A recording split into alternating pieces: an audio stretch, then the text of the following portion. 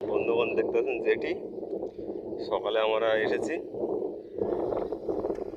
আমরা রাত্রে ডিউটি থাকে, রাত্রে ডিউটি করে এসে সকালে আমাদের আসতে হয়।